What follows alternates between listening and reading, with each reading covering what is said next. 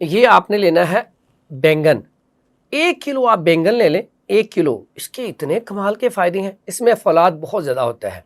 आपने 1 किलो बैंगन ले लिया, उसको आपने छोटा छोटा काट लेना है, काट के आपने इसे रख देना है, या पूरी रात पड़ा रहा।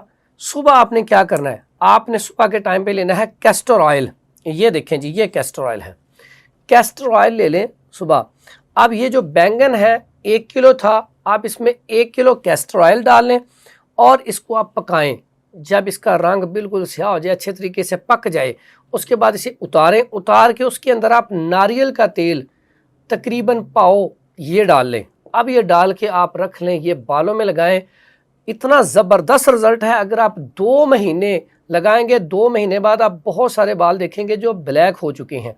और उसके बाद अगर आप इसको मुसलसल लगाते हैं, 2 दफ़ा सिर्फ ये नुस्खा पूरा बना के इस्तेमाल कर ले, अल्लाह के हुक्म से आपके बाल ब्लैक हो जाएंगे और घने हो जाएंगे, मजबूत हो जाएंगे, खुश्की सिकरी ख़त्म हो जाएगी।